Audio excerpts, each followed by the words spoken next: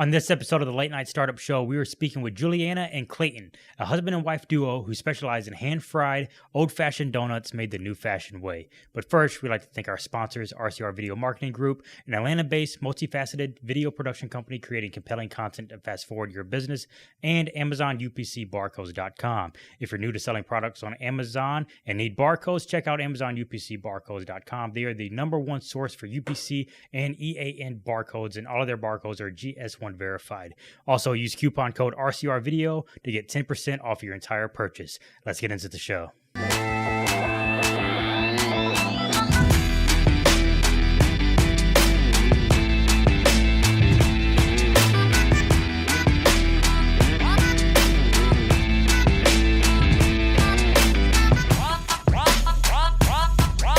Juliana and Clayton, thank you so much for letting us invade your home. I know you guys are in the process of moving, so it's kind of not the best time to come in and invade your space, but we really appreciate you letting us in here. Yeah, we appreciate y'all coming. So you guys started Fashion Fried in December, correct? Yes. And if for our audience, if they live in Atlanta or in Georgia, or if they're on social media, they've heard of you guys. I mean, you guys have just absolutely exploded onto the social media scene. And my wife and I have tried to go in and get your donuts, and you're always sold out, which pisses me off.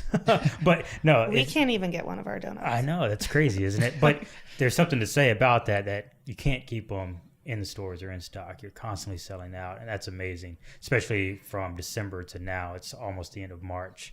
You have a lot of hype behind you, so kind of take us back to the very beginning. I know you have kind of an incredible story with some time in the hospital and when you came out of that, so let's talk about that a little bit. Well, prior to that, I really did not know how to cook at all. I would burn packs of ramen noodles, but when I went to the hospital, I wasn't allowed to eat or drink water for 8 months. Wow.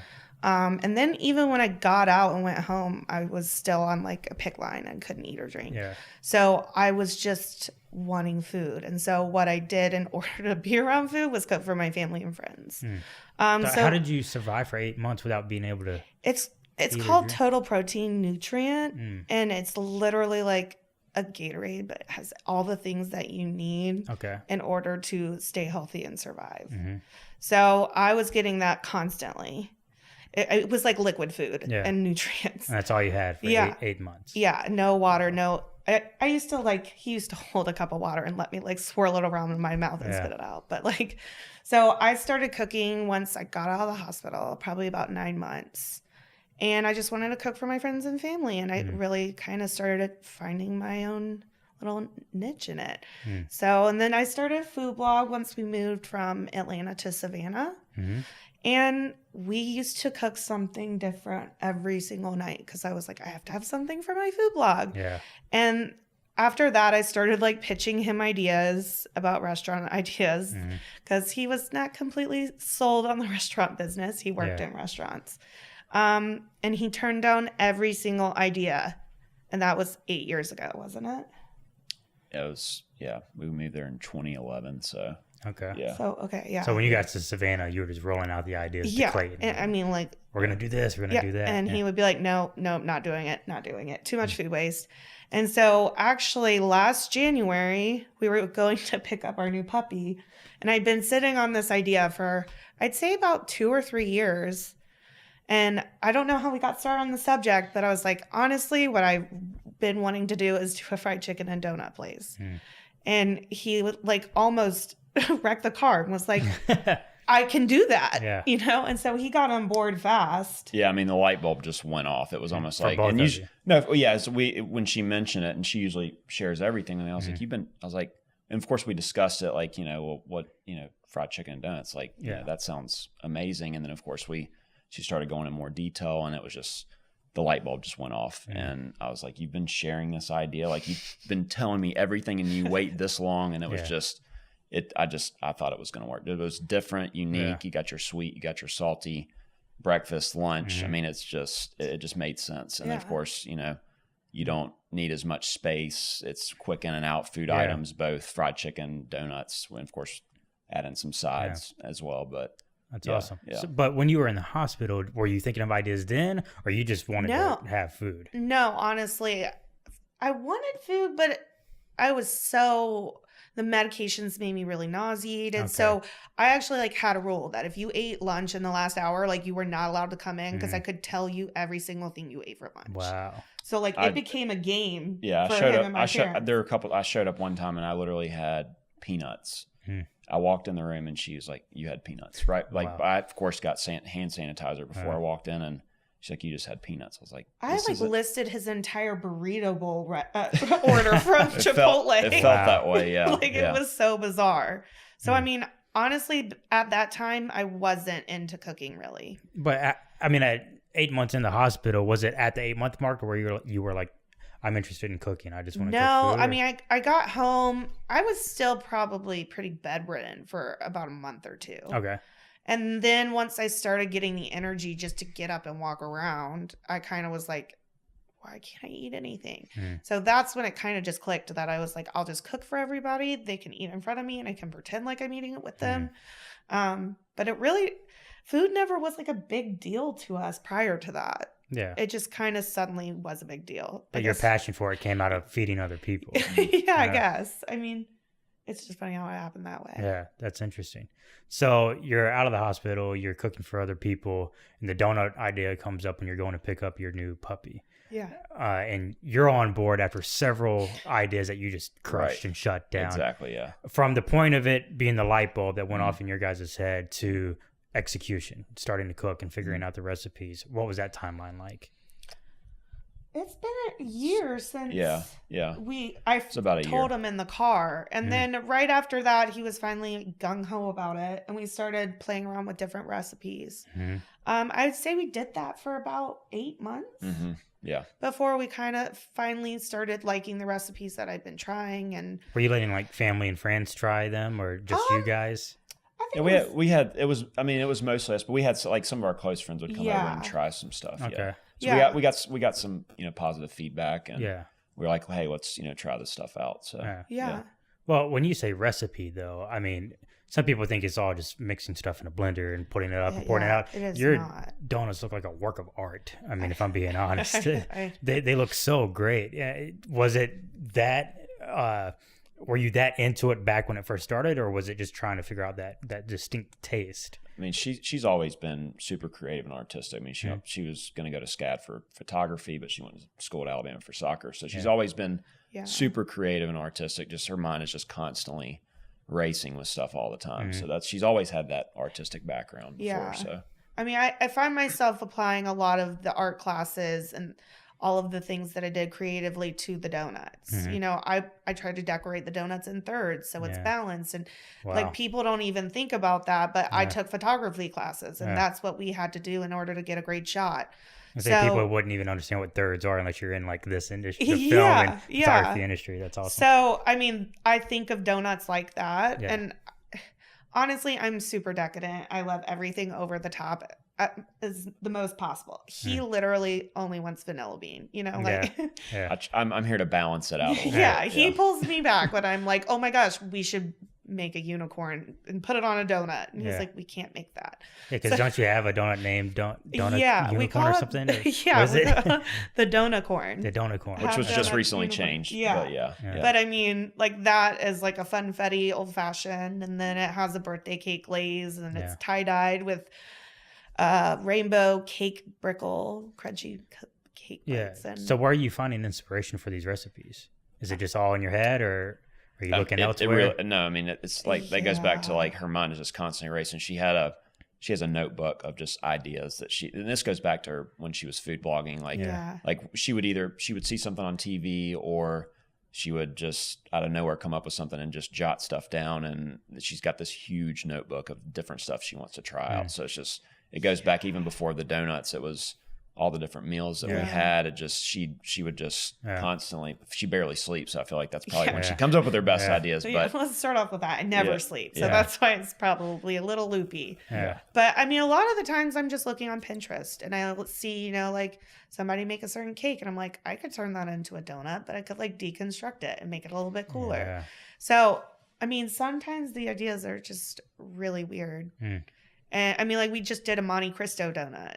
Nice. And it had, like ham and cheese and a béarnaise sauce and turkey and like a homemade strawberry jam that had pink peppercorns, and like actually turned out pretty good. So are you still cooking all these like just in your own kitchen at home, or? Well, when we're by ourselves, we'll cook them here, but we have a shared kitchen in Marietta that we operate out of, and we go do all of our hours there. Okay. But like, I mean, we still do like flavor creation. We do a lot of testing here. Yeah. Right. Yeah. Awesome. Yeah.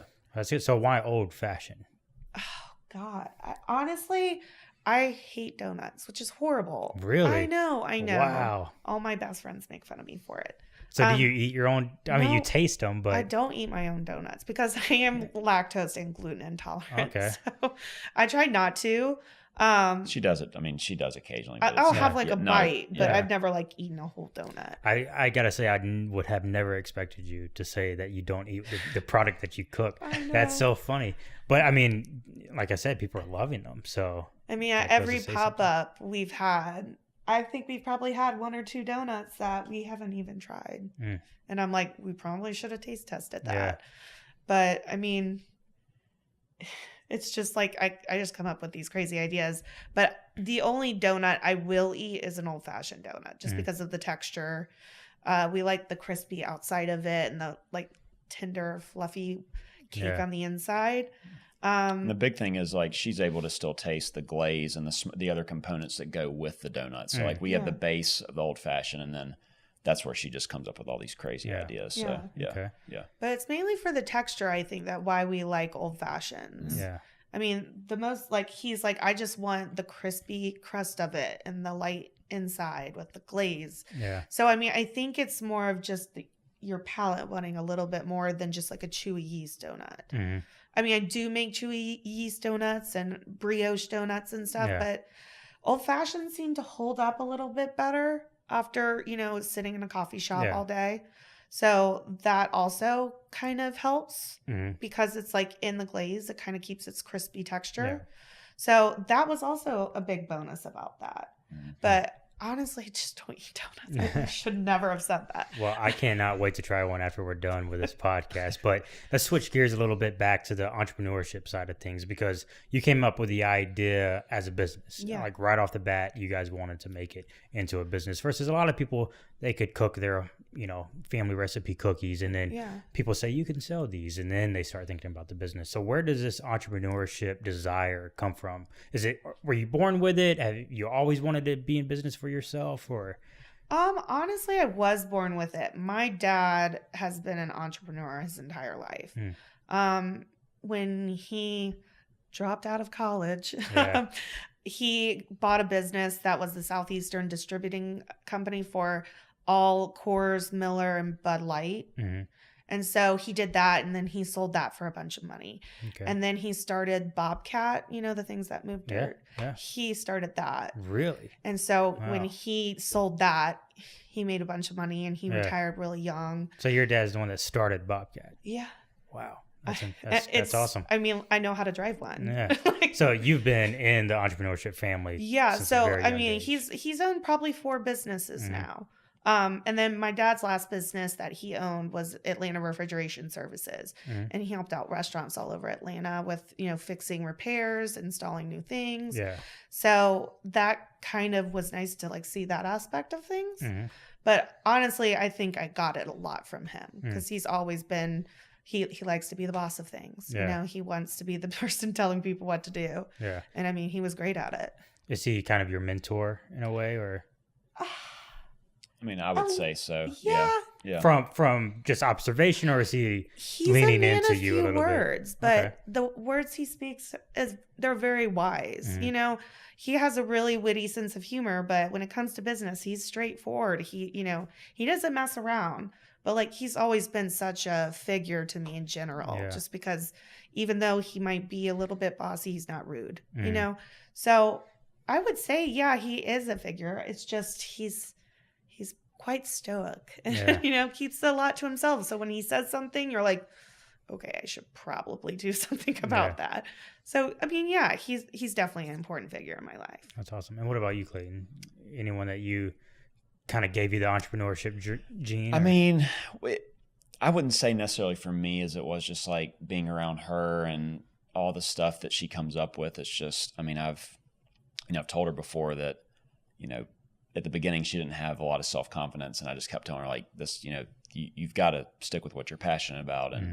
And I knew it was going to be successful, whatever she did and whatever she got into. And it was just, we would collaborate on ideas. And like I said, going back to the light bulb going off, I was like, that's it. And then as soon as I was like, this is what we're going to do, and we started talking about, just figuring out everything. And it was just, she's been a huge inspiration. So, yeah. I mean, but I will say, after he just bragged about me, I would have never, I'm not doing that to, but like, honestly, I would have never done this had I not met him, because I just had worse self-esteem.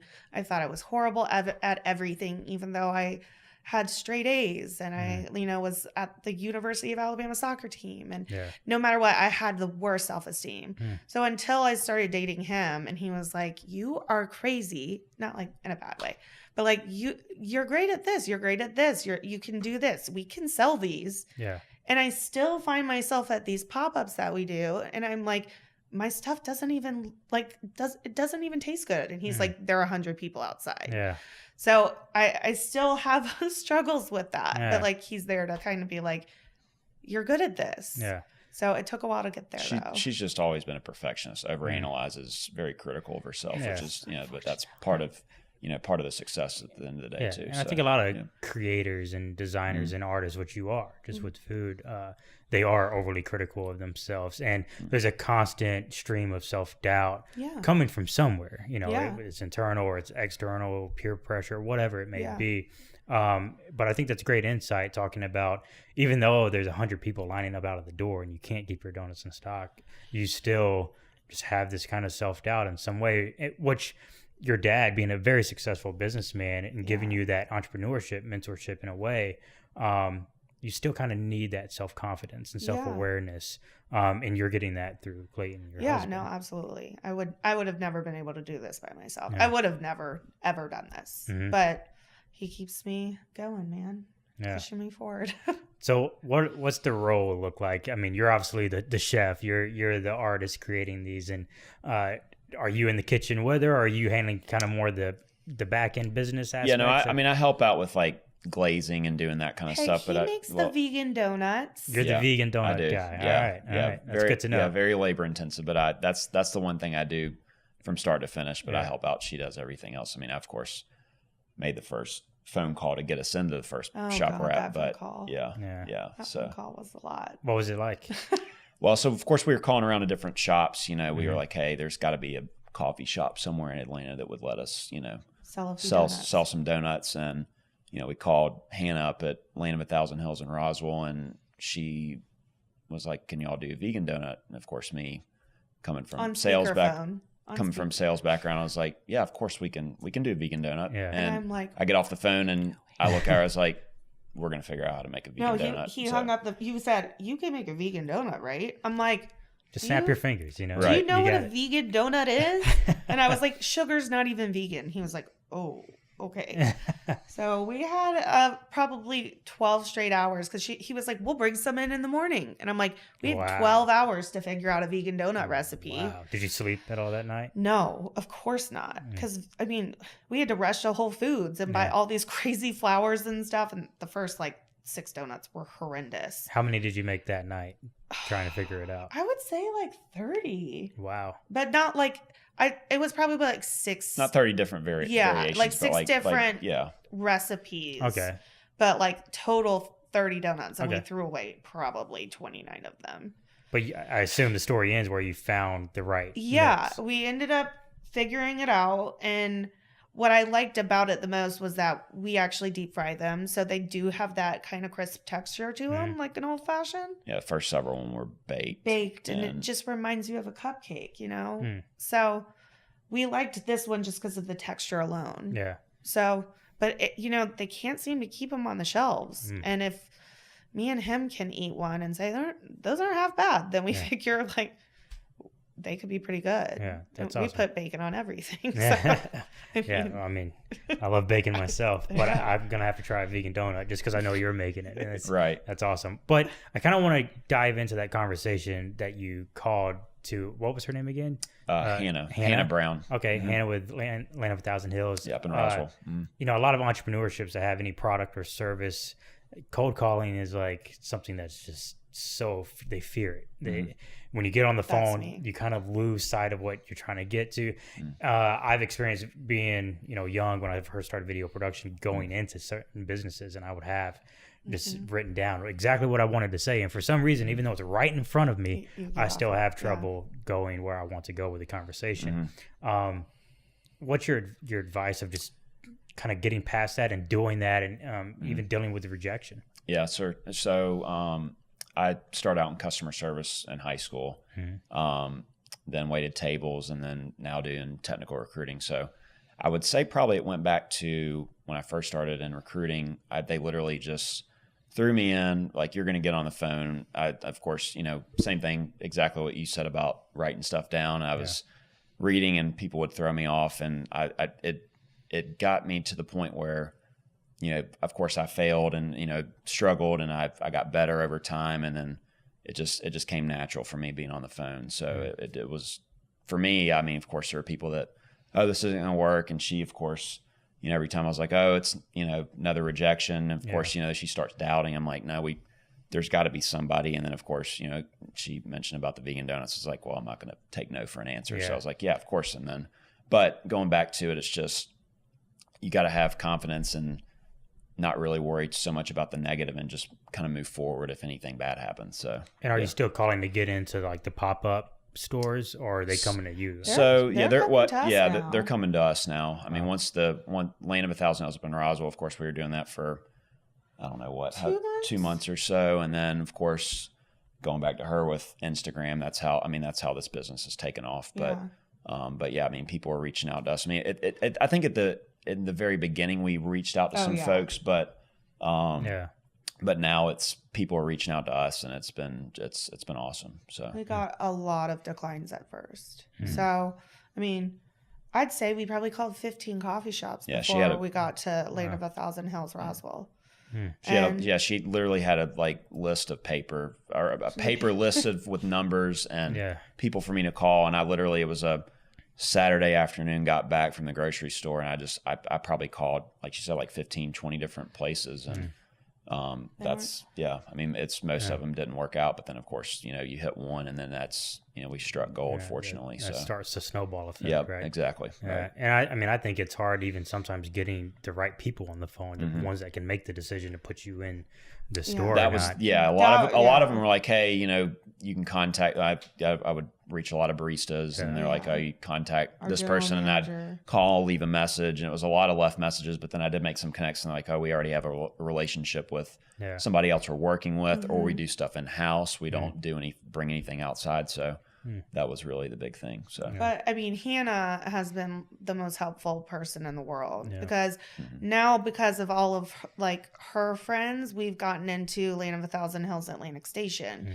We're starting Land of a Thousand Hills Midtown, and we were at Chrome Yellow, and she's the one that told us about Pont City Market people to contact. So because of her, we've gotten all of these referrals to people, and because she's the nicest person on planet Earth. She's been amazing. That people are willing to, if Hannah says y'all are great, then come on down. I'm like, great. That's interesting. Going back a little to, the calling 15 stores and getting declined by 14 of those, people would think, well, the ratio of that, is it worth calling 75 more stores or whatever if I'm only going to get 3 or 4 more yeses? But the truth is, when you tap into that other person's network that does say yes, that's where the expansion comes, and now you guys are able to scale at a much more quickly pace. But has that been the biggest struggle so far, or what has been the biggest struggle managing this and running this? I mean, obviously this show, the Late Night Startup Show, it's all about people who are still working their day jobs and they're doing their side hustle at night, on the weekends, and just making it work, not sleeping at all. Any entrepreneur or business owner is going to go through that. I've gone through it building my businesses, and that's why I'm passionate about this. So I want to know what's the biggest struggle that you guys have faced so far. I would say time management and just making sure that we can properly execute and deliver. Like, we're calling and they say, okay, we want X amount of donuts. And there have been a couple times where, I mean, we haven't slept it. We literally pull all-nighters because there've been some stuff that's gone wrong, but failure is not an option. Yeah. I mean, and if you do, I mean, because, let's be honest, if you start a business, a lot of successful people are going to fail, but then they try again and then they try again until they get it right. So, I mean, time management, but then also too, since she is a perfectionist, she's very critical, and I have to keep reminding her, look, we did this for a reason. We have to keep going. We have to stay on track. That's the biggest thing. So, God, I was going to say lack of sleep. He literally goes into a coma when he sleeps. Mm-hmm. So like I have to beat him out of bed. Yeah. It takes him like 30 to 45 minutes to warm up. Yeah. I don't sleep anyway, so I'm fine just popping up. But getting him into gear in the morning is not easy. It's been an adjustment. It's been an adjustment, but I'm starting to get better. But I mean, but now it's kind of at the point where we have our daily jobs Monday through Friday. He comes home from work. We have to make 2 or 3 batches of dough. We have to make this. We have to make that. So by the time we get to Friday, all we have to do is fry the donuts and assemble them. Yeah. So I mean, I definitely keeping a schedule is really important, but we're getting better. We're getting more efficient. The first week, I think we were excited that we sold 6 donuts, and now it's like, oh my God, they have 1 donut left out of 400. Like how horrible. Yeah. But I mean, I definitely would say like the lack of sleep / scheduling for sure. So do you feel like you're trying to catch up all the time? At first, not as much now. Yeah, it's gotten a lot better. I mean, of course, at first, just anytime you get in a routine and get comfortable, it gets better over time. Yeah. So, yeah. I think we just started kind of figuring out little tricks throughout the process. Like before, we wouldn't even like start the dough until the morning of. Yeah. Which you couldn't do with the yeast donut, but you can with an old fashioned. And we wouldn't, like now we pre-assemble all of our glazes. So all we have to do is add the liquids in the morning. Yeah. So we do every little step throughout the week.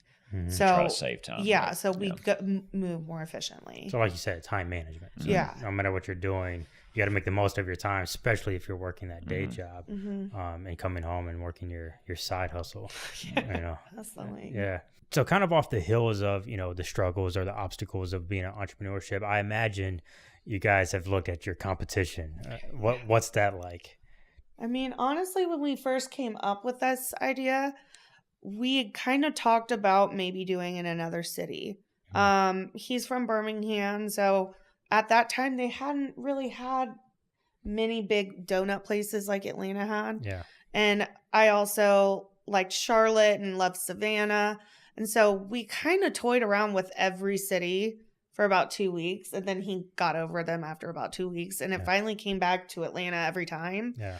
And I was like, are you serious? Why would we start something like this in a town that already has 8 huge donut shops? Like, how can we make it better than theirs? Yeah. So it is kind of intimidating, but at the same time, I'd rather fail against the best competition than fail against bad competition. And I think it's the fact that we like to hand make everything that kind of sets us apart from all the other places. Like our s'mores donut, I make homemade marshmallows and I make homemade graham crackers. And so like we really break down everything and make it ourselves. Whereas a lot of coffee shops or donut places, like they'll have, just Oreos put on top. Like we would never put just Oreos on top. And is most of your competition brick and mortar already? Yeah, absolutely. I mean, I'd say 7 or 8 of them already have at multiple locations too. Because I mean, I got to be honest. Like seeing the Popups and you guys just in Land of a Thousand Hills, it's like there's that rarity to it. It's like trying to catch that rare animal that exists in the city. So it's kind of like the Chick-fil-A closed on Sunday thing too. Like people show up and they're sold out. It's like, oh, I got to get there next time. It's like people crave what they can't have. So we didn't even plan that. Yeah, but it just completely unintentional. It just keeps happening. You're trying to keep them in stock, but he's just I know, we keep doubling the orders every pop-up and it seems to not be enough. Yeah. So what's the big picture? What's the plan for you guys as far as moving forward in the next 5 years? Let's put a little time blanket on it. For the next 5 years, where do you guys see yourselves? I mean, helping her get a brick and mortar, and we've already made a couple connections with some folks that are maybe going to help, invest in the idea and start getting the conversation started. So, I mean, she's done a great job of getting as many followers as we have on Instagram, which is, we appreciate everybody that's came out and supported us. It's been awesome. It's been amazing. And, but the brick and mortar's the end goal. So, well, what's funny about this whole process is that when we started doing this, we were like, we're just going to try and see if our donuts are well received. So we came up with the name Fashioned and Fried for old fashioned donuts and fried chicken, which is coming later, I guess. Yeah. So people thought fashioned and fried mean like an old fashioned donut that is fried. Yeah. So they didn't know that was our end goal, was to do a donut and fried chicken place. Yeah. So after we got contacted by a restaurant in Brookhaven called Pour, we kind of talked to them about things, and they're letting us come and do like a fried chicken and donut pop-up brunch next Saturday. Okay. And like they're coming out with a brunch menu and everything. We're going to have servers and cooks and executing everything. So like that's honestly our biggest project as of right now. But I mean, that's always been the main goal, is to have our own place, fried chicken and donuts, even if it sounds crazy. Yeah, well, it sounds like you're moving quickly to that. I know. I mean, within the first 6 months of you guys launching, did you expect such a big audience? Not. And no. How does that feel? Even though I knew at the end of the day it was going to be successful, I didn't think it was going to take off like this, honestly. Which has been, I mean, it's been really rewarding. I mean, of course, everybody works hard at anything they want to start up, and it's almost.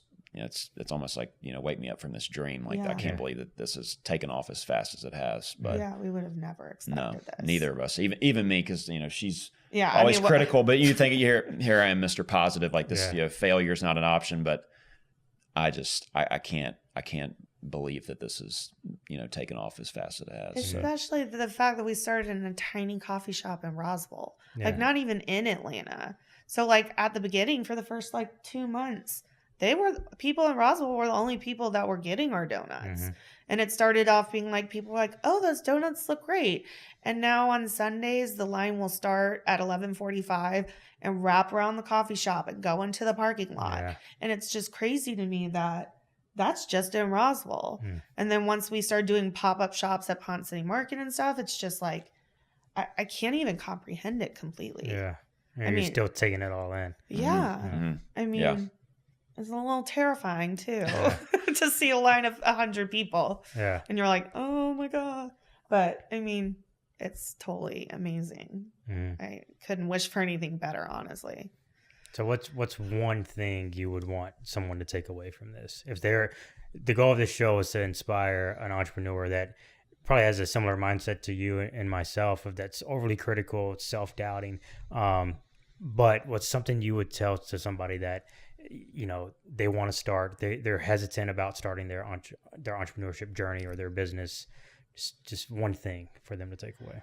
Mine would probably be like, when you grow up and you start realizing, you look back on all the memories that you missed out on. So I think of like, if I had never gotten to this point because of all my self-consciousness, I would have never started something like this. But I would have lived the rest of my life thinking, should I have done that? Should I just tried it once? So honestly, I would say actually take a risk once. The worst thing that's going to happen is that they're not going to want to sell your stuff anymore. Yeah. And I mean, at that point, we had only made 6 donuts. So it was, 6 donuts, that's nothing. But I would definitely say, try it. Take the risk. Just jump in the pool, even though it might be cold. Yeah. Just go ahead and do it. Because I'm so glad I did. Even though I'm so self-conscious, I'm so glad I did it. So I would say that would be mine. I don't know what yours would be. Yeah, it's I would agree with her. I had a trip actually in Tampa, and I had a relative who, we had kind of mentioned the idea, and he was like, he was getting older. He's like, look, give it a shot. And of course I just, I'd shut down everything, and it was shortly after that, where oh yeah, it was.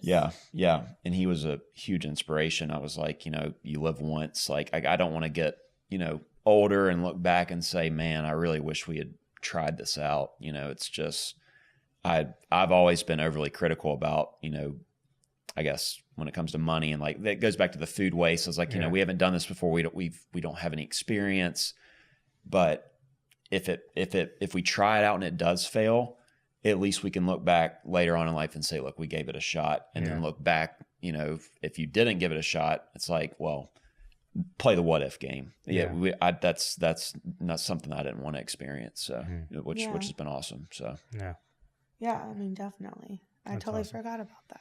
That's awesome.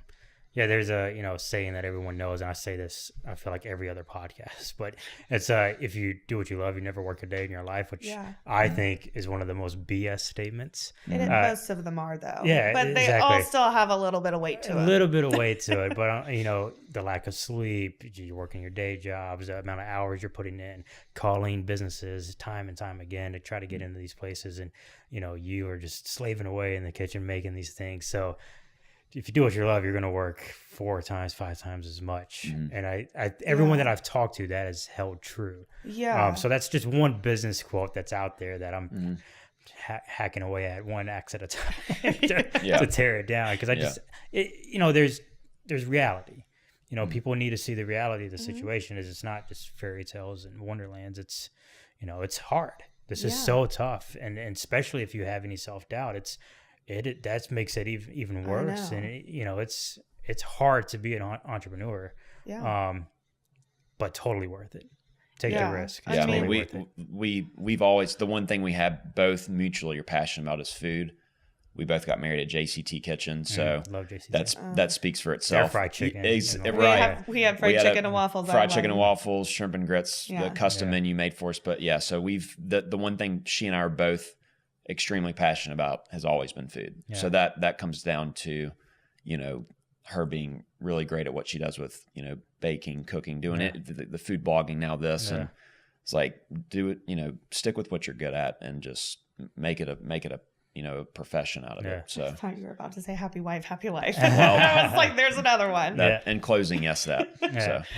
I'm just glad we haven't divorced yet. Because when you go into business with your husband, it can get dirty sometimes, especially when you have different parts of your personality that clash. So what does that look like? I mean, you said time management. Do you say, okay, within these 4 hours, we are not talking anything fashion and fried? Or how do you guys manage your relationship and make sure you guys are living healthy that way too?